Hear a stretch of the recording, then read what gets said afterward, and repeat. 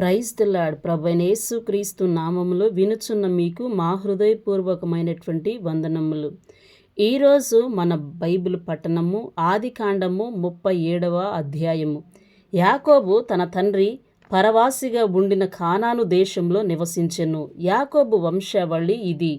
యోసేపు 17 వాడై తన సహోదరులతో కూడా మందను మేపుచుండెను. అతడు చిన్నవాడై తన తండ్రి భార్యలైన బిల్హా కుమారుల యొద్దను జిల్పా కుమారుల యొద్దను ఉండెను. అప్పుడు యోసేపు వారి చెడుతనమును గూర్చిన సమాచారము వారి తండ్రి యొద్దకు తెచ్చుచుండువాడు. మరియు యోసేపు ఇశ్రాయేలు వృద్ధాప్యమందు పుట్టిన కుమారుడు గనుక తన కుమారులందరికంటే ఎక్కువగా అతన్ని ప్రేమించి అతని కొరకు విచిత్రమైన నిలువుటంగి కుట్టించెను. అతని సహోదరులు తమ తండ్రి అతనిని తమ అందరికంటే ఎక్కువగా ప్రేమించుట చూచినప్పుడు వారు అతని మీద పగబట్టి అతనిని క్షేమ సమాచారమైనను అడుగలేకపోయిరి. యోసేపు ఒక కల కని తన సహోదరులతో అది తెలియజెప్పగా వారు అతని మీద మరి పగబట్టిరి. అతడు వారిని చూసి, నేను కనిన ఈ కలను మీరు దయచేసి వినుడి. అదేమనగా, మనము చేనిలో పనలు కట్టుచుంటిమి. నా పన లేచి నిలుచుండగా మీ పనలు నా పనను చుట్టుకొని నా పనకు సాష్టాంగపడెనని చెప్పెను. అందుకు అతని సహోదరులు, నీవు నిశ్చయముగా మమ్ము నేలెదవా, మా మీద నీవు అధికారి వగుదువా అని అతనితో చెప్పి అతని కలను బట్టియు అతని మాటలను బట్టియు అతని మీద మరింత పగబట్టిరి. అతడు ఇంకొక కల కని తన సహోదరులకు తెలియజేసి, ఇదిగో నేను మరి ఒక కల కంటిని. అందులో సూర్యచంద్రులను 11 నక్షత్రములను నాకు సాష్టాంగపడినని చెప్పెను. అతడు తన తండ్రితోనూ తన సహోదరులతోనూ అది తెలియజేసినప్పుడు అతని తండ్రి అతనితో, నీవు కనిన ఈ కల ఏమిటి? నేను నీ తల్లియు నీ సహోదరులను నిశ్చయముగా వచ్చి నీకు సాష్టాంగపడుదుమా అని అతన్ని గద్దించెను. అతని సహోదరులు అతని యందు అసూయపడిరి. అయితే అతని తండ్రి ఆ మాట జ్ఞాపకముంచుకొనెను. అతని సహోదరులు షెకెములో తమ తండ్రి మందను మేపుటకు వెళ్ళిరి. అప్పుడు ఇశ్రాయేలు యోసేపును చూచి, నీ సహోదరులు షెకెములో మందను మేపుచున్నారు, నిన్ను వారి యొద్దకు పంపెదను రమ్మన్నప్పుడు అతడు మంచిదని అతనితో చెప్పెను. అప్పుడు అతడు, నీవు వెళ్ళి నీ సహోదరుల క్షేమమును మంద క్షేమమును తెలుసుకొని నాకు వర్తమానము తెమ్మని అతనితో చెప్పి హెబ్రోను లోయలో నుండి అతన్ని పంపెను. అతడు షెకెమునకు వచ్చెను. అతడు పొలములో ఇటు అటు తిరుగుచుండగా ఒక మనుష్యుడు అతన్ని చూచి, నీవేమి వెదకుచున్నావని అతన్ని అడిగెను. అందుకతడు, నేను నా సహోదరులను వెదకుచున్నాను, వారు ఎక్కడ మందను మేపుచున్నారో అది దయచేసి నాకు తెలుపుమని అడిగెను. అందుకు ఆ మనుష్యుడు, ఇక్కడ నుండి వారు సాగి వెళ్ళిరి, వారు దోతానుకు వెళ్ళుదుము రండని చెప్పుకొనుట వింటినని చెప్పెను. అప్పుడు యోసేపు తన సహోదరుల కోసం వెళ్ళి దోతానులో వారిని కనుగొనెను. అతడు దగ్గరకు రాకమునుపు వారు దూరము నుండి అతన్ని చూసి అతన్ని చంపుటకు దురాలోచన చేసిరి. వారు, ఇదిగో ఈ కలలు కనువాడు వచ్చుచున్నాడు, వీన్ని చంపి ఇక్కడనున్న ఒక గుంటలో పారవేసి దుష్టమృగము వీని తినివేసనని చెప్పుదుము. అప్పుడు వీని కలలేమగునో చూతుము రండని ఒకనితో ఒకడు మాటలాడుకునిరి. రూబేను ఆ మాట విని, మనము వానిని చంపరాదని చెప్పి వారి చేతులలో పడకుండా అతన్ని విడిపించెను. ఎట్లనగా, రూబేను అతని తండ్రికి అతన్ని అప్పగించుటకై వారి చేతుల్లో పడకుండా అతన్ని విడిపింపదలచి, రక్తము చిందింపకుడి, అతనికి హాని ఏమీ చేయక అడవిలోనున్న ఈ గుంటలో అతని పడద్రోయుడని వారితో చెప్పెను. యోసేపు తన సహోదరుల యొద్దకు వచ్చినప్పుడు వారు యోసేపు అంగీని అతని తొడుకొని ఉండిన ఆ విచిత్రమైన నిలువుటంగిని తీసివేసి అతని పట్టుకొని ఆ గుంటలో పడద్రోసిరి. ఆ గుంట వట్టిది, అందులో నీళ్లు లేవు. వారు భోజనము చేయ కూర్చుండి కన్నులెత్తి చూడగా ఐగుప్తునకు తీసుకొని పోవుటకు గుగ్గిలము మస్తకియు బోళమును మోయిచున్న ఒంటెలతో ఇష్మాయేలీలైన మార్గస్థులు గిలాదు నుండి వచ్చుచుండిరి. అప్పుడు యూదా, మనము మన సహోదరుని చంపి వాని మరణమును దాచిపెట్టినందువలన ఏమి ప్రయోజనము? ఈ ఇష్మాయేలీలకు వానిని అమ్మివేయుదుము రండి, వాడు మన సహోదరుడు, మన రక్త సంబంధి గదా, వానికి హాని ఏమీ చేయరాదని తన సహోదరులతో చెప్పెను. అందుకతని సహోదరులు సమ్మతించిరి. మిద్యానీయులైన వర్తకులు ఆ మీదుగా వెళ్ళుచుండగా వారు ఆ గుంటలో నుండి యోసేపును పైకి తీసి ఆ ఇష్మాయేలీలకు 20 తులముల వెండికి అతని అమ్మివేసిరి. వారు యోసేపును ఐగుప్తునకు తీసుకొని పోయిరి. రూబేను ఆ గుంటకు తిరిగి వచ్చినప్పుడు యోసేపు గుంటలో లేకపోగా అతడు తన బట్టలు చింపుకొని తన సహోదరుల యొద్దకు తిరిగి వెళ్ళి, చిన్నవాడు లేడే అయ్యో, నేనెక్కడికి పోదుననగా వారు యోసేపు అంగీని తీసుకుని ఒక మేకపిల్లను చంపి దాని రక్తంలో ఆ అంగీ ముంచి ఆ విచిత్రమైన నిలువుటంగీని పంపగా వారు తండ్రి యొద్దకు దానిని తెచ్చి, ఇది మాకు దొరికెను, ఇది నీ కుమారుని అంగీ అవునో కాదో గుర్తుపట్టమని చెప్పిరి. అతడు దానిని గుర్తుపట్టి, ఈ అంగీ నా కుమారునిదే, దుష్టమృగము వానిని తినివేసెను, యోసేపు నిశ్చయముగా చీల్చబడిననెను. యాకోబు తన బట్టలు చింపుకొని తన నడుమున గోనెపట్ట కట్టుకొని అనేక దినములు తన కుమారుని నిమిత్తము అంగలార్చుచుండగా అతని కుమారులందరూ అతని కుమార్తెలందరూ అతనిని ఓదార్చుటకు యత్నము చేసిరి. అయితే అతడు ఓదార్పు పొందనొల్లక, నేను అంగలార్చుచు మృతుల లోకమునకు నా కుమారుని యొద్దకు వెళ్ళెదనని చెప్పి అతని తండ్రి అతని కోసము ఏడ్చెను.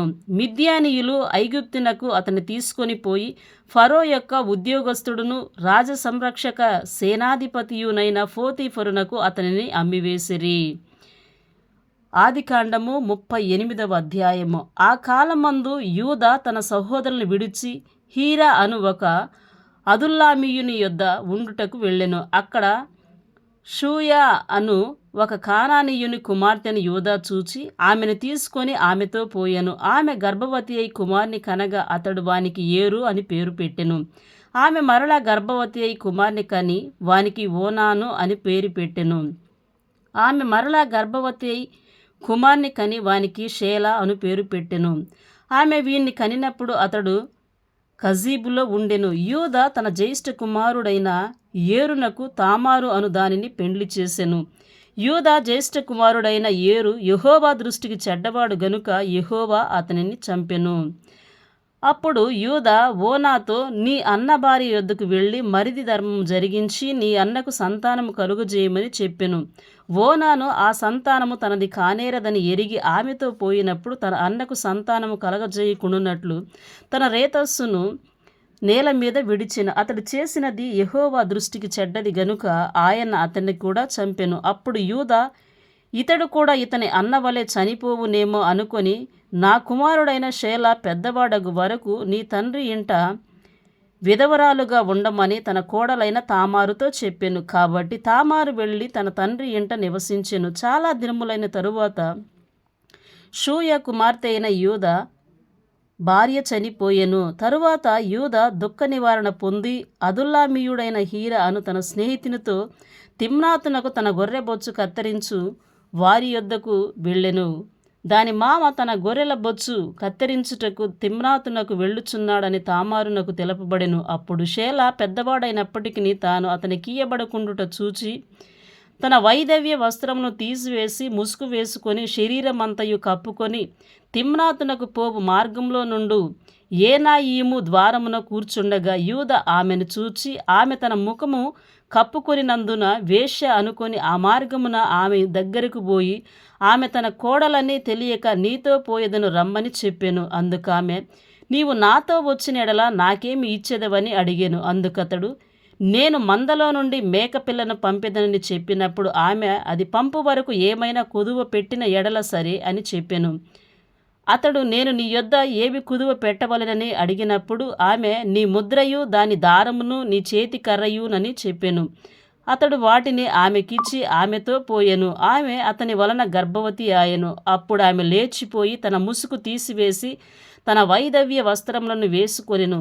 తరువాత యూదా ఆ స్త్రీ యొద్ద నుండి ఆ కుదువను పుచ్చుకొనుటకు తన స్నేహితుడగు అదుల్లామీయుని చేత మేకపిల్లను పంపినప్పుడు ఆమె అతనికి కనబడలేదు. కాబట్టి అతడు మార్గమందు ఏయినాము నొద్ద నుండిన ఆ వేష ఎక్కడనున్నదని ఆ చోటి మనుషులను అడుగగా వారు, ఇక్కడ వేష యవతియు లేదని చెప్పిరి. కాబట్టి అతడు యూదా యొద్దకు తిరిగి వెళ్ళి, ఆమె నాకు కనబడలేదు, మరియు ఆ చోటి మనుషులు ఇక్కడికి వేష యవతియు రాలేదని చెప్పిరని అనినప్పుడు యూదా, మనలను అపహాస్యము చేసెదరేమో, ఆమె వాటిని ఉంచుకొన నిమ్ము, ఇదిగో నేను ఈ మేకపిల్లను పంపితిని, ఆమె నీకు కనబడలేదు అనెను.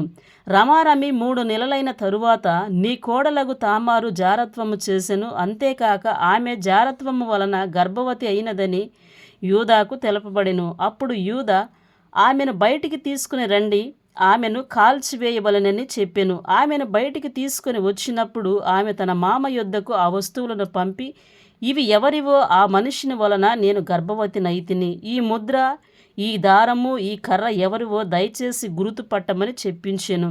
యూదా వాటిని గుర్తుపట్టి, నేను నా కుమారుడైన షేలాను ఆమెకి ఇయ్యలేదు గనుక ఆమె నాకంటే నీతిమంతురాలని చెప్పి మరి ఎప్పుడునూ ఆమెను కూడలేదు. ఆమె ప్రసవ కాలమందు కవలవారు ఆమె గర్భమందుండిరి. ఆమె ప్రసవించుచున్నప్పుడు ఒకడు తన చెయ్యి బయటికి చాచిన గనుక మంత్రసాని ఎర్రనూలు తీసి వాని చేతికి కట్టి, ఇతడు మొదట బయటికి వచ్చినని చెప్పెను. అతడు తన చెయ్యి వెనుకకు తీసినప్పుడు అతని సహోదరుడు బయటికి వచ్చెను. అప్పుడు ఆమె, నీవేళ భేదించుకొని వచ్చితివనెను. అందుచేత అతనికి పెరేసు అని పేరు పెట్టబడెను. తరువాత తన చేతిని తొగరుగల అతని సహోదరుడు బయటికి వచ్చెను. అతనికి జేరాహు అని పేరు పెట్టబడెను. ఆదికాండము 39వ అధ్యాయము. యోసేపును ఐగుప్తునకు తీసుకుని వచ్చినప్పుడు ఫరో యొక్క ఉద్యోగస్తుడును రాజసంరక్షక సేనాధిపతియునైన పోతీఫరు అనొక ఐగుప్తీయుడు అక్కడికి అతన్ని తీసుకుని వచ్చిన ఇష్మాయేలీయుల యొద్ద నతన్ని కొనెను.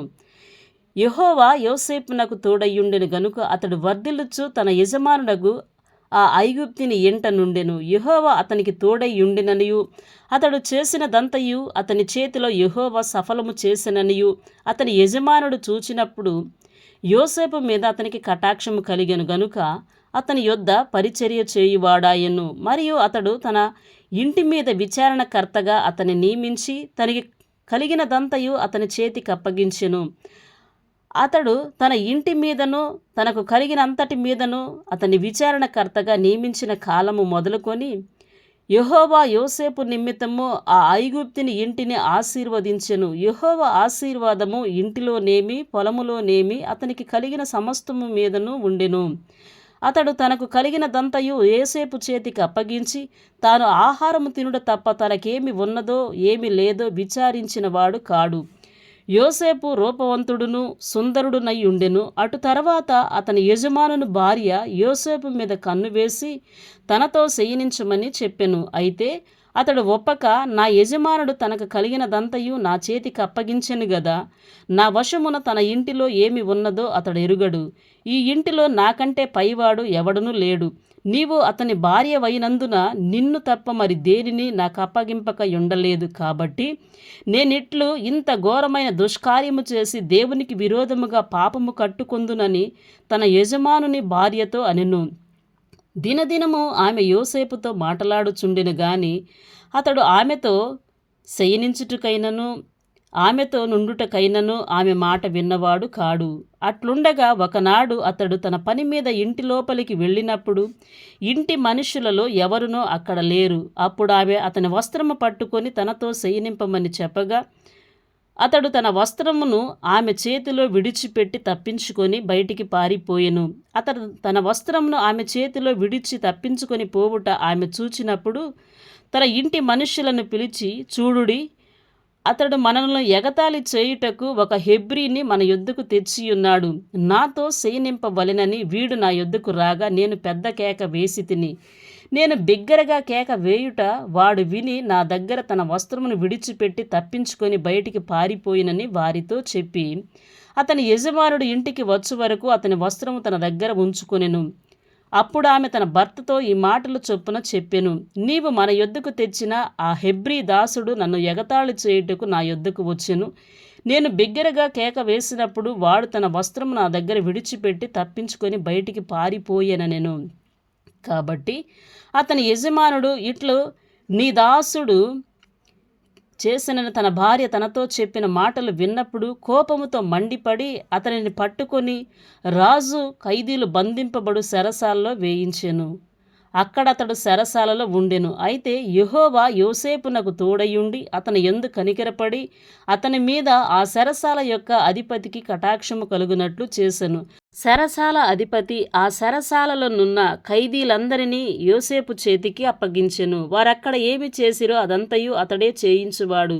యెహోవా అతనికి తోడయ్యుండెను గనుక ఆ చెరసాల అధిపతి అతని చేతికి అప్పగింపబడిన దేనిని గూర్చి విచారణ చేయక యుండెను. అతడు చేయినది యావత్తు యెహోవా సఫలమగునట్లు చేసెను. ఆదికాండము 40వ అధ్యాయము. అటు పిమ్మట ఐగుప్తు రాజు యొక్క పానదాయకుడును భక్ష్యకారుడును తమ ప్రభువైన ఐగుప్తు రాజు ఎడల తప్పు చేసిరి గనుక ఫరో పానదాయకుల అధిపతియు భక్ష్యకారుల అధిపతియునైన తన ఇద్దరు ఉద్యోగస్తుల మీద కోపపడి వారిని చెరసాలలో నుంచుటకై రాజ సంరక్షక సేనాధిపతికి అప్పగించెను. అది యోసేపు బంధింపబడిన స్థలము. ఆ సేనాధిపతి వారిని యోసేపు వశము చేయగా అతడు వారికి ఉపచారము చేసెను. వారు కొన్ని దినములు కావలిలో నుండిన తరువాత వారిద్దరూ అనగా సరసాలలో బంధింపబడిన ఐగుప్తు రాజు యొక్క పానదాయకుడును భక్ష్యకారుడును ఒక్కటే రాత్రి యందు కలలు కనిరి. ఒక్కొక్కడు వేరువేరు భావములు కల కనెను. తెల్లవారినప్పుడు యోసేపు వారి యొద్దకు వచ్చి వారిని చూడగా వారు చింతాక్రాంతులై యుండిరి. అతడు ఎందుచేత నేడు మీ ముఖములు చిన్నబోయి యున్నవని తన యజమానుని ఇంట తనతో కావలి యందున్న ఫరో ఉద్యోగస్తులను అడిగెను.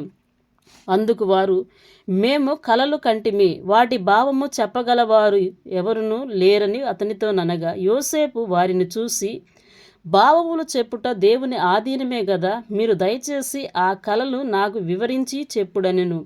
అప్పుడు పానదాయకుల అధిపతి యోసేపును చూసి, నా కలలో ఒక ద్రాక్షవల్లి నా ఎదుట ఉండెను. ఆ ద్రాక్షవల్లికి 3 తీగెలుండెను. అది చిగురించినట్టు ఉండెను. దాని పువ్వులు వికసించెను.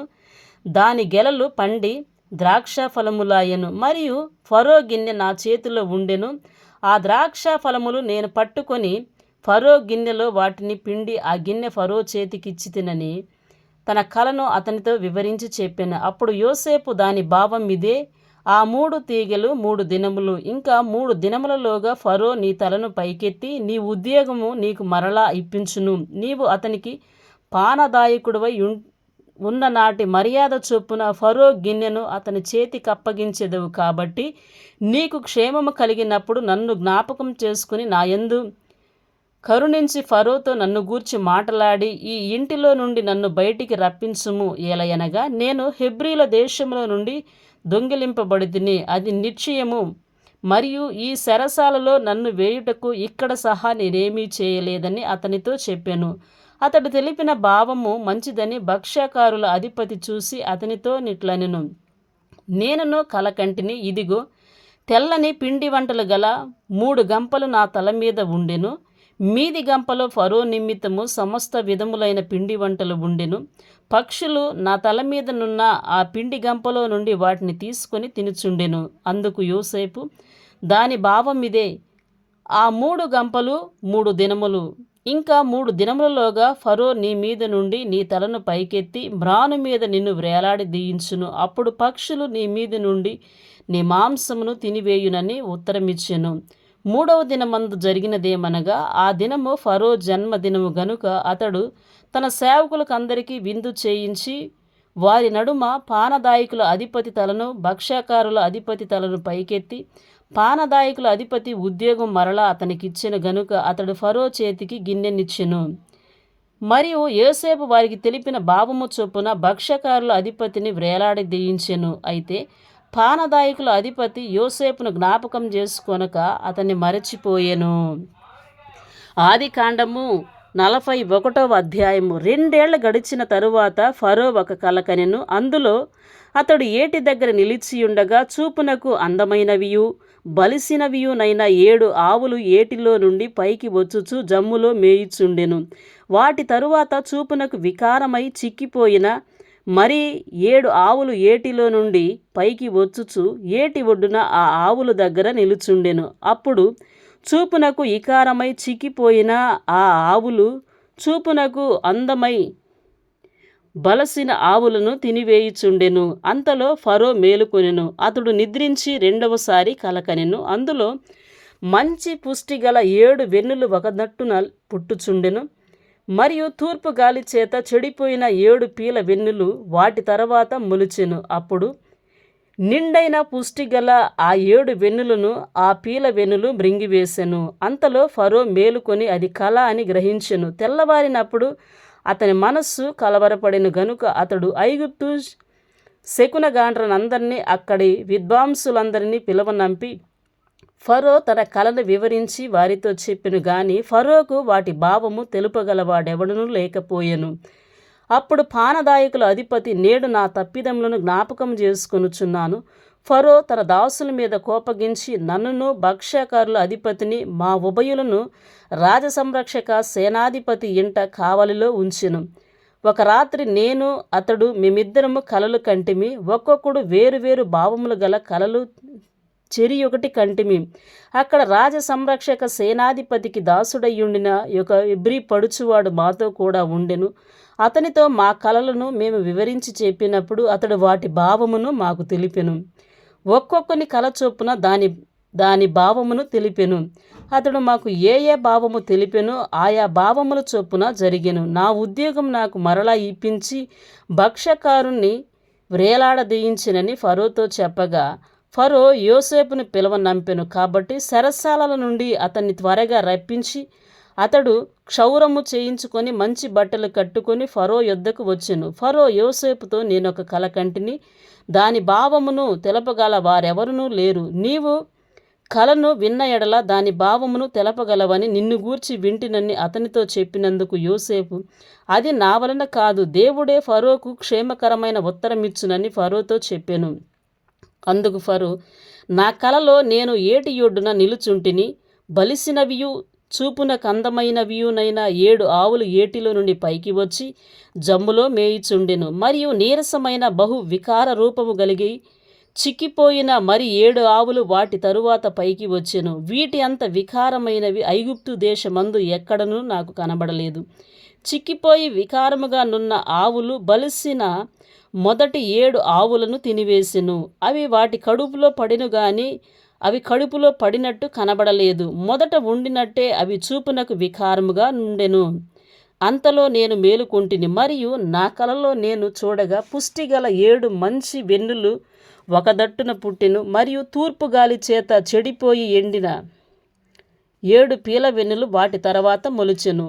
ఈ పీల వెన్నులు ఆ మంచి వెన్నులను మృంగివేసెను. ఈ కలను జ్ఞానులకు తెలియజెప్పి తిని గాని దాని భావమును తెలుపుగల వారెవరనూ లేరని అతనితో చెప్పెను.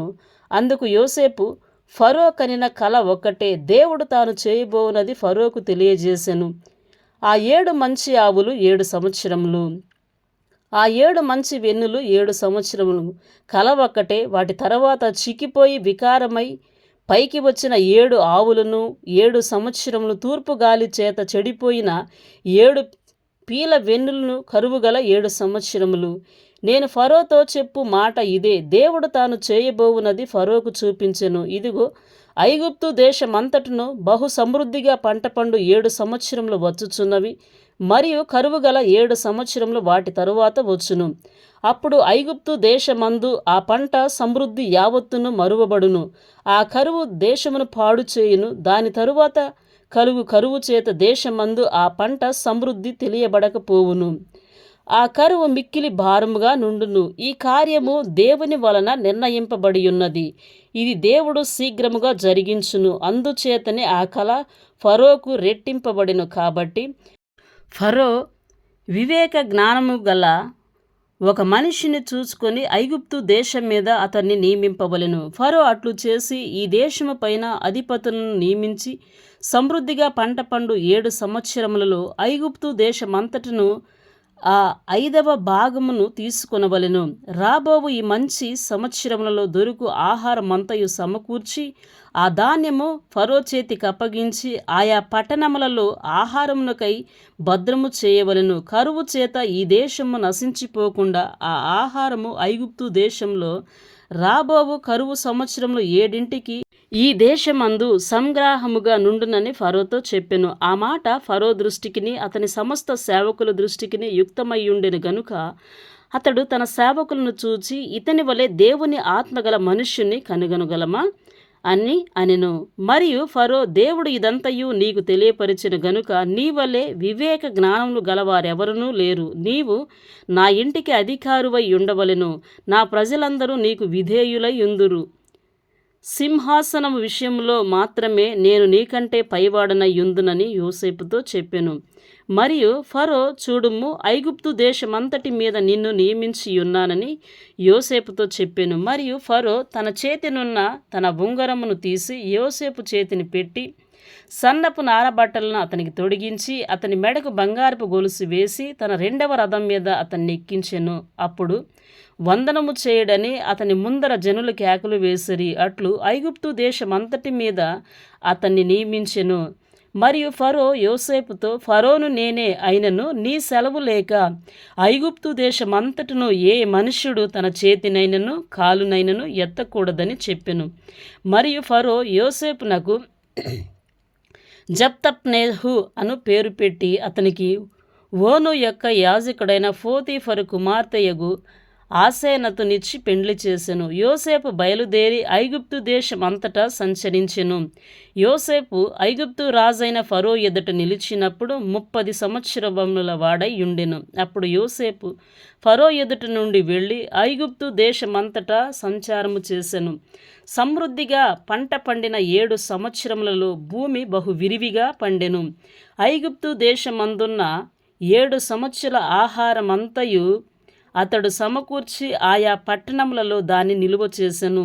ఏ పట్టణము చుట్టూ నుండు పొలము యొక్క ధాన్యము ఆ పట్టణమందే నిలువ చేసెను. యోసేపు సముద్రపు ఇసుక వలె అతి విస్తారముగా ధాన్యము పోగు చేసెను. కొలుచుట అసాధ్యమైన గనుక కొలుచుట మానివేసెను. కరువు సంవత్సరములు రాకమునుపు యోసేపుకి 2 కుమారులు పుట్టిరి. ఓను యొక్క కుమారుడైన పోతీఫరు కుమార్తెయగు ఆసేనతు అతనికి వారిని కనెను. అప్పుడు యోసేపు, దేవుడు నా సమస్త బాధను నా తండ్రి ఇంటి వారినందరినీ నేను మరచునట్లు చేసినని చెప్పి తన జ్యేష్ఠ కుమారునికి మనష్షే అను పేరు పెట్టెను. తరువాత అతడు, నాకు బాధ కలిగిన దేశమందు దేవుడు నన్ను అభివృద్ధి పొందించినని చెప్పి 2వ వానికి ఎఫ్రాయిము అను పేరు పెట్టెను.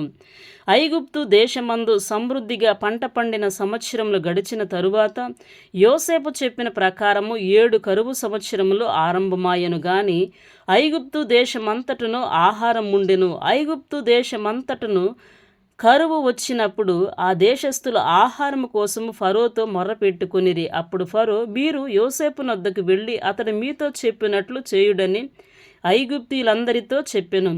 కరువు ఆ దేశమందంతటను ఉండెను గనుక యోసేపు కొట్లన్నీయు విప్పించి ఐగుప్తీయులకు ధాన్యమమ్మకము చేసెను. ఐగుప్తు దేశమందు కరువు భారముగా ఉండెను. మరియు ఆ కరువు ప్రతి దేశమందు భారమైనందున సమస్త దేశస్థులు యోసేపు నొద్ద ధాన్యము కొనుటకు ఐగుప్తీయునకు వచ్చిరి.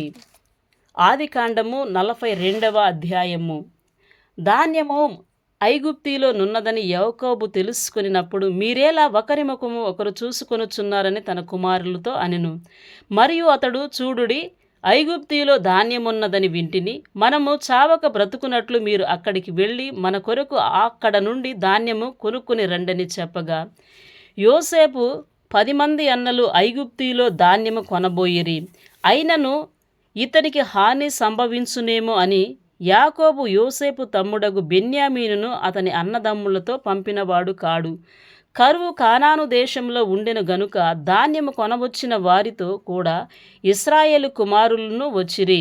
అప్పుడు యోసేపు ఆ దేశమంతటి మీద అధికారి అయి ఉండెను. అతడే ఆ దేశ ప్రజలందరికీ ధాన్యమమ్మకము చేయువాడు గనుక యోసేపు సహోదరులు వచ్చి ముఖములను నేలను మోపి అతనికి వందనము చేసిరి. యోసేపు తన సహోదరులను చూసి వారిని గుర్తుపట్టి వారికి అన్యుని వలె కనబడి వారితో కఠినముగా మాటలాడి, మీరెక్కడి నుండి వచ్చితిరని అడిగెను. అందుకు వారు, ఆహారము కొనుటకు కానాను దేశము నుండి వచ్చితిమనిరు.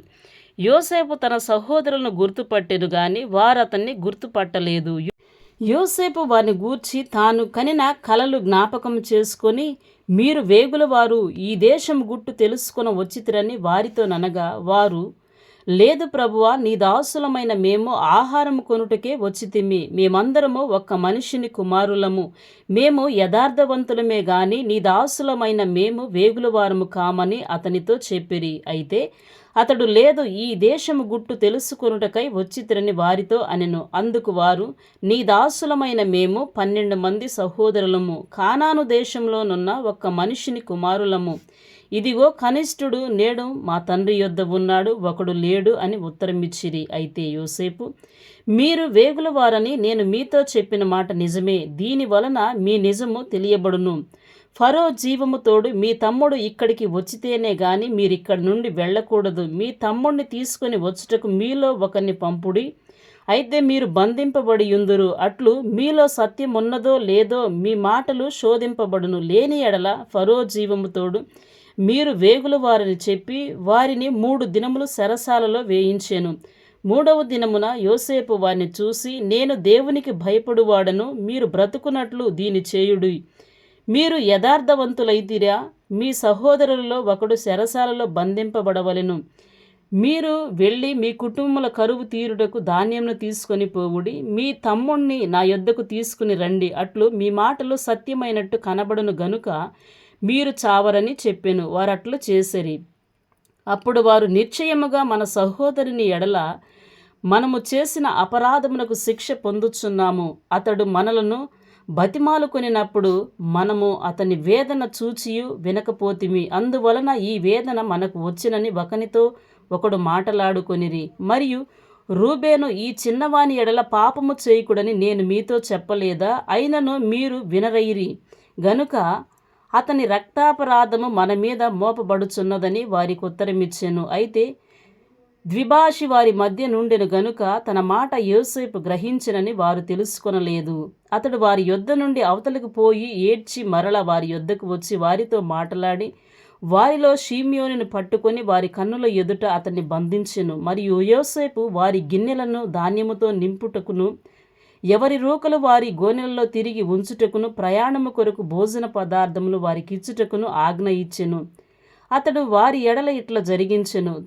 వారు తాము కొనిన ధాన్యమును తమ గాడిదల మీద ఎక్కించుకొని అక్కడ నుండి వెళ్ళిపోయిరి. అయితే వారు దిగిన చోట ఒకడు తన గాడిదకు మేత పెట్టుటకై తన గోనె విప్పినప్పుడు అతని రూకలు కనబడెను. అవి అతని గోనె మూతిలో ఉండెను. అప్పుడు అతడు, నా రూకలు తిరిగి ఇచ్చివేసినారు, ఇదిగో ఇవి నా గోనెలోనే ఉన్నవని తన సహోదరులతో చెప్పెను.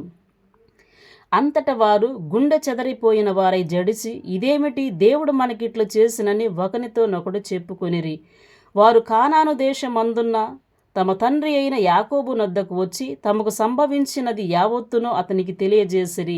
ఎట్లనగా ఆ దేశమునకు ప్రభు అయిన వాడు మాతో కఠినముగా మాట్లాడి మేము ఆ దేశమును వేగు చూడ వచ్చిన వారమని అనుకొనెను. అప్పుడు మేము యథార్థవంతులము, వేగుల వారము కాము. 12 మంది సహోదరులము, ఒక్క తండ్రి కుమారులము. ఒకడు లేడు, మా తమ్ముడు నేడు కానాను దేశమందు మా తండ్రి యొద్ద ఉన్నాడని అతనితో చెప్పితిమి. అందుకు ఆ దేశపు ప్రభువు మమ్మను చూసి, మీరు యథార్థవంతులని దీని వలన నేను తెలుసుకొందును. మీ సహోదరులలో ఒకని నా యొద్ద విడిచిపెట్టి మీ కుటుంబములకు కరువు తీరునట్లు ధాన్యమును తీసుకొని పోయి నా యొద్దకు ఆ చిన్నవాణ్ణి తోడుకుని రండని.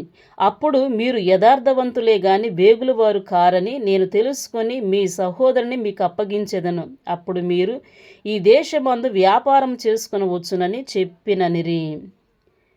వారు తమ గోనెలను కుమ్మరించినప్పుడు ఎవరి రూకల మూట వారి గోనెలో ఉండెను. వారును వారి తండ్రియు ఆ రూకల మూటలు చూసి భయపడిరి. అప్పుడు వారి తండ్రి అయిన యాకోబు వారిని చూసి, మీరు నన్ను పుత్రహీనునిగా చేయుచున్నారు. యోసేపు లేడు, షిమ్యోను లేడు, మీరు బెన్యామీనును కూడా తీసుకొని పోవుదురు. ఇవన్నీ నాకు ప్రతికూలముగా ఉన్నవని వారితో చెప్పెను. అందుకు రూబేను, నేనతనిని నీ యొద్దకు తీసుకుని రాని ఎడల నా 2 కుమారులను నీవు చంపవచ్చును. అతన్ని నా చేతికి అప్పగించుము. అతన్ని మరలా నీ యొద్దకు తీసుకుని వచ్చి అప్పగించెదనని తన తండ్రితో చెప్పెను. అయితే అతడు, నా కుమారుని మీతో వెళ్ళనియ్యను. ఇతని అన్న చనిపోయెను, ఇతడు మాత్రమే మిగిలియున్నాడు. మీరు పోవు మార్గమున ఇతనికి హాని సంభవించిన ఎడల నెరసిన వెంట్రుకల గల నన్ను మృతుల లోకంలోనికి దుఃఖముతో దిగిపోవునట్లు చేయుదురని చెప్పెను. ఆదికాండము 43వ అధ్యాయము. ఆ దేశమందు కరువు భారముగా ఉండెను గనుక వారు ఐగుప్తు నుండి తెచ్చిన ధాన్యము తినివేసిన తరువాత వారి తండ్రి, మీరు మరలా వెళ్ళి మన కొరకు కొంచెం ఆహారము కొనుడని వారితో అనగా, యూదా అతన్ని చూసి, ఆ మనుష్యుడు మీ తమ్ముడు మీతో ఉంటేనే గాని మీరు నా ముఖము చూడకూడదని మాతో గట్టిగా చెప్పెను. కాబట్టి నీవు మా తమ్ముణ్ణి మాతో కూడా పంపిన ఎడల మేము వెళ్ళి నీ కొరకు ఆహారము కొందుము. నీవు వానిని పంపనొల్లని ఎడల మేము వెళ్ళము. ఆ మనుష్యుడు మీ తమ్ముడు మీతో లేని ఎడల మీరు నా ముఖము చూడకూడదని మాతో చెప్పానెను. అందుకు ఇశ్రాయేలు, మీకు ఇంకొక సహోదరుడు కలడని మీరు ఆ మనుషునితో చెప్పి నాకు ఇంత శ్రమ కలుగజేయనేలా అనగా, వారు ఆ మనుష్యుడు మీ తండ్రి ఇంకా సజీవుడై ఉన్నాడా, మీకు సహోదరుడు ఉన్నాడా అని మమ్మును గూర్చియు మా బంధువులను గూర్చియు ఖండితముగా అడిగినప్పుడు మేము ఆ ప్రశ్నలకు తగినట్టు అతనికి వాస్తవము తెలియజెప్పితిమి. మా సహోదరుని తీసుకుని రండని అతడు చెప్పునని మాకెట్లు తెలియననిరి. యూదా తన తండ్రి అయిన ఇశ్రాయేలును చూసి, ఆ చిన్నవానిని నాతో కూడా పంపుము, మేము లేచి వెళ్ళుదుము. అప్పుడు మేమే కాదు, నీవును మా పిల్లలను చావక బ్రతుకుదుము. నేను అతన్ని గూర్చి పూటపడుదును, నీవు అతన్ని గూర్చి నన్ను అడుగవలెను. నేను అతన్ని తిరిగి నీ యొద్దకు తీసుకుని వచ్చి నీ ఎదుట నిలవబెట్టని ఎడల ఆ నింద నా మీద ఎల్లప్పుడూ ఉండును. మాకు తడవు కాకపోయిన ఎడల ఈ పాటికి రెండో మారు తిరిగి వచ్చియుందుమని చెప్పగా, వారి తండ్రి అయిన ఇశ్రాయేలు వారితో, అట్లయినా మీరిలాగు చేయుడు, ఈ దేశమందు ప్రసిద్ధములైనవి అనగా కొంచెము మస్తికి, కొంచెము తేనె, సుగంధ ద్రవ్యములు, బోళము, పిస్తాచ కాయలు, బాదము కాయలు మీ గోనెలలో వేసుకొని ఆ మనుషునికి కానుకగా తీసుకొని పోవుడి. రెట్టింపు రోకలు మీరు తీసుకొనుడి.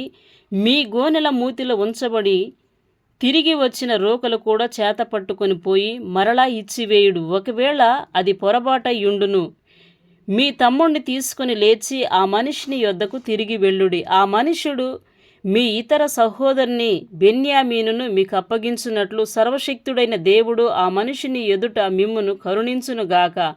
నేను పుత్రహీనుడనై ఉండవలసిన ఎడల పుత్రహీనుడు నగుదునని వారితో చెప్పెను. ఆ మనుషులు ఆ కానుకను తీసుకొని చేతులలో రెట్టింపు రోకలను తమ వెంట బెన్యామీనును తీసుకుని లేచి ఐగుప్తునకు వెళ్ళి యోసేపు ఎదుట నిలిచిరి. యోసేపు వారితోనున్న బెన్యామీనును చూసి తన గృహ నిర్వాహకునితో, ఈ మనుషులను ఇంటికి తీసుకొని పోయి ఒక వేటను కోసి వంట సిద్ధము చేయించుము. మధ్యాహ్నమందు ఈ మనుషులు నాతో కూడా భోజనము చేయుదురని చెప్పాను. యోసేపు చెప్పినట్లు అతడు చేసి ఆ మనుషులను యోసేపు ఇంటికి తీసుకొని పోయెను. ఆ మనుషులు యోసేపు ఇంటికి రప్పింపబడినందున వారు భయపడి, మొదట మన గోనెలలో తిరిగి పెట్టబడిన రోకల నిమిత్తము అతడు మన మీదికి అకస్మాత్తుగా వచ్చి మన మీద పడి మనల్ని దాసులుగా చెరపట్టి మన గాడిదలను తీసుకొనుటకు లోపలికి తెప్పించననుకొనిరి. వారు యోసేపు గృహ నిర్వాహకుని యొద్దకు వచ్చి ఇంటి ద్వారమున అతనితో మాట్లాడి, అయ్యా, ఒక మనవి, మొదట మేము ఆహారము కొనుటకే వచ్చితిమి. అయితే మేము దిగిన చోటికి వచ్చి మా గోనెలను విప్పినప్పుడు ఇదిగో మా రోకలు తూనికకు సరిగా ఎవరి రోకలు వారి గోనె మూతిలో నుండెను. అవి చేత పట్టుకొని వచ్చితిమి. ఆహారము కొనుటకు మరి రోకలను తీసుకొని వచ్చితిమి. మా రోకలను మా గోనెలలో నెవరు వేసిరో మాకు తెలియదని చెప్పిరి. అందుకతడు, మీకు క్షేమమగునుగాక, భయపడుకుడి. మీ పితరుల దేవుడైన మీ దేవుడు మీకు మీ గోనెలలో ధనమిచ్చెను. మీ రోకలు నాకు ముట్టినవని చెప్పి షిమ్యోనును వారి యొద్దకు తీసుకొని వచ్చెను. ఆ మనుష్యుడు వారిని యోసేపు ఇంటికి తీసుకొని వచ్చి వారికి నీళ్ళియగా వారు కాళ్ళు కడుగుకొనిరి. మరియు అతడు వారి గాడిదలకు మేత వేయించెను. అక్కడ తాము భోజనము చేయవలెనని వినిరి గనుక మధ్యాహ్నమందు యోసేపు వచ్చు వేళకు తమ కానుకను సిద్ధము చేసిరి. యోసేపు ఇంటికి వచ్చినప్పుడు వారు తమ చేతులలోనున్న కానుకను ఇంటిలోనికి తెచ్చి అతనికిచ్చి అతనికి నేలన సాష్టాంగపడిరి. అప్పుడు మీరు చెప్పిన ముసలివాడైన మీ తండ్రి క్షేమముగా ఉన్నాడా, అతడు ఇంకా బ్రతికి ఉన్నాడా అని వారి క్షేమ సమాచారం అడిగినందుకు వారు, నీ దాసులమైన మా తండ్రి ఇంకా బ్రతికియున్నాడు, క్షేమముగా నున్నాడని చెప్పి వంగి సాగిలపడిరి. అప్పుడు అతడు కన్నులెత్తి తన తల్లి కుమారుడును తన తమ్ముడైన బెన్యామీనును చూసి, మీరు నాతో చెప్పిన మీ తమ్ముడు ఇతడేనా అని అడిగి, నా కుమారుడా, దేవుడు నిన్ను కరుణించునుగాక అనెను. అప్పుడు తన తమ్ముని మీద యోసేపునకు ప్రేమ పొర్లుకొని వచ్చెను గనుక అతడు త్వరపడి ఏడ్చుటకు చోటు వెదికి లోపలి గదిలోనికి వెళ్ళి అక్కడ ఏడ్చెను. అప్పుడు అతడు ముఖము కడుగుకొని వెలుపలికి వచ్చి తన్ను తాను అణుచుకొని భోజనము వడ్డించుడని చెప్పెను. అతనికిని వారికిని అతనితో భోజనము చేయుచున్న ఐగుప్తీయులకును వేరువేరుగా వడ్డించిరి. ఐగుప్తీయులు హెబ్రీలతో కలిసి భోజనము చేయరు, అది ఐగుప్తీయులకు హేయము. జ్యేష్ఠుడు మొదలుకొని కనిష్ఠుని వరకు వారు అతని ఎదుట తమ తమ ఈడు చొప్పున కూర్చుండిరి గనుక ఆ మనుష్యులు అతని వైపు ఒకడు చూసి ఆశ్చర్యపడిరి. మరియు అతడు తన ఎదుట నుండి వారికి వంతులెత్తి పంపెను. బెన్యామీను వంతు వారందరి వంతుల కంటే 5 అంతలు గొప్పది. వారు విందు ఆరగించి అతనితో కలిసి సంతుష్టిగా త్రాగిరి. ఆదికాండము 44వ అధ్యాయము. యోసేపు ఆ మనుషులు గోనెలను పట్టునంత ఆహార పదార్థములతో వాటిని నింపి ఎవరి రూకలు వారి గోనె మూతిలో పెట్టుమనియు, కనిష్ఠుని గోనె మూతిలో తన వెండి గిన్నెను అతని ధాన్యపు రోకలను పెట్టమనియు తన గృహ నిర్వాహకునికి ఆజ్ఞాపింపగా యోసేపు చెప్పిన మాట చొప్పున అతడు చేసెను. తెల్లవారినప్పుడు ఆ మనుషులు తమ గాడిదలతో కూడా పంపివేయబడిరి. వారు ఆ పట్టణం నుండి బయలుదేరి ఎంతో దూరం వెళ్ళక మునుపు యోసేపు తన గృహ నిర్వాహకుని చూసి, నీవు లేచి ఆ మనుషుల వెంబడి వెళ్ళి వారిని కలుసుకొని, మీరు మేలుకు కీడు చేయనేలా, దేనితో నా ప్రభు పానము చేయును, దేని వలన అతడు శకునమును చూచును, అది ఇదే కదా, మీరు దీని చేయుట వలన కాని పని చేసిదరని వారితో చెప్పమనెను. అతడు వారిని కలుసుకొని ఆ మాటలు వారితో చెప్పినప్పుడు వారు, మా ప్రభు ఇట్లో మాటలాడనేలా ఇట్టి పని చేయుట నీ దాసులకు దూరమవునుగాక. ఇదిగో మా గోనెల మూతులలో మాకు దొరికిన రోకళ్ళను కానాను దేశంలో నుండి తిరిగి తీసుకొని వచ్చితిమి. నీ ప్రభు ఇంటిలో నుండి మేము వెండినైనను బంగారంనైనను ఎట్లా దొంగిలిదుము?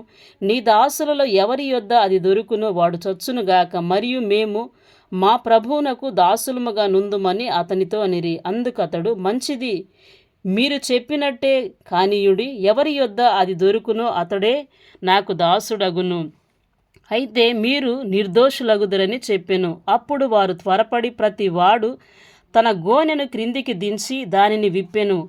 అతడు పెద్దవాడు మొదలుకొని చిన్నవాని వరకు వారిని సోదా చూడగా ఆ గిన్నె బెన్యామీను గోనెలో దొరికెను.